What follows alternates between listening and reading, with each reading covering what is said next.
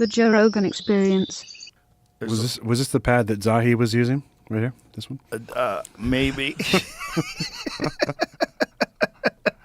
That might have been the worst podcast I've ever done, but maybe a good one too. Just to see, okay, this is the guy. This is this closed-minded fellow that's been in charge of gatekeeping all of the knowledge about and Egypt. Still standing on the same ideas, even after this LiDAR comes out. The tomography, whatever it is. Whatever it is. That stuff's fascinating because I've been, even after that podcast, I've been watching more videos for those Italian scientists describing it. They've used it to, and this is one of the things that I brought up, one of the temples that they scanned with this was very accurate. And he's like, but this was only 50 feet down.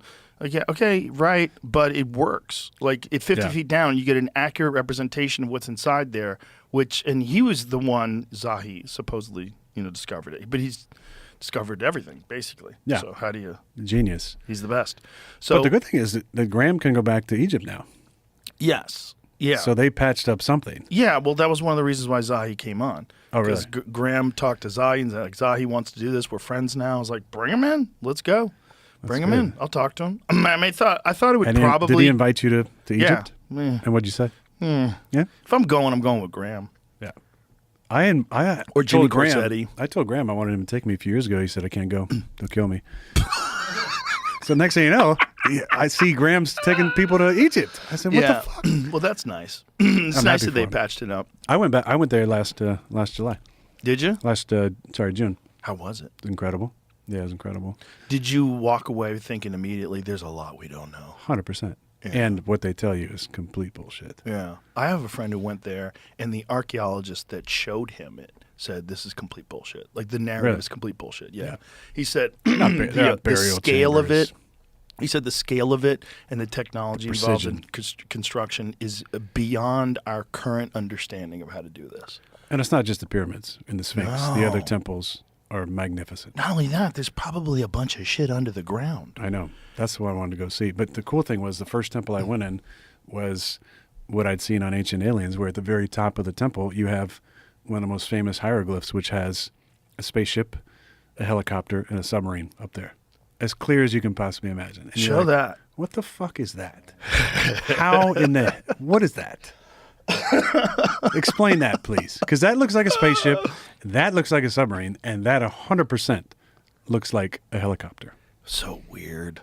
Egypt is the weirdest place on earth. It really is. But that's why it needs to be. Yeah. What the hell's underneath it?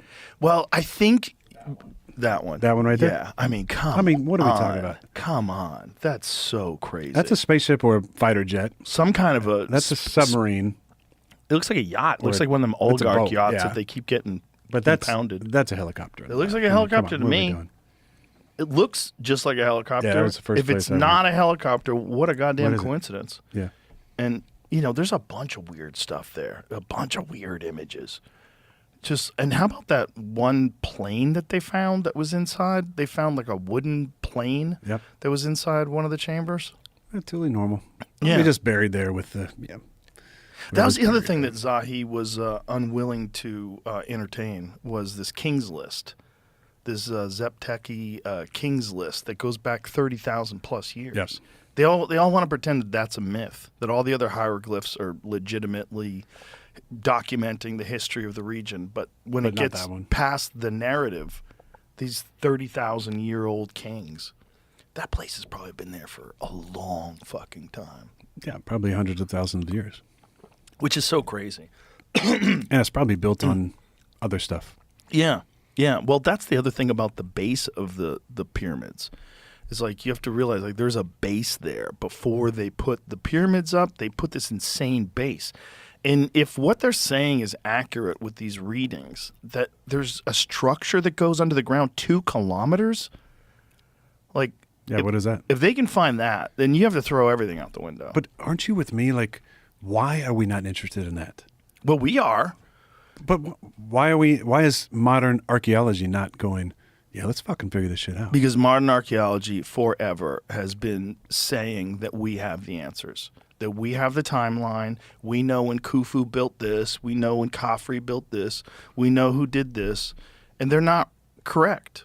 It's not accurate. It's too weird. There's no way you have all the information. Also, where'd everybody go?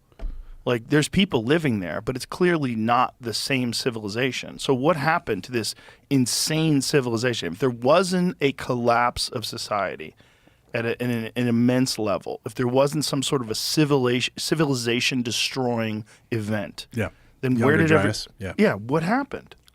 How about this idea? We got a new pope. Mm-hmm. He's from the States. From Chicago. Yeah. Yeah. Let's open up the Library of the Vatican. Oh, good luck. Good luck doing that.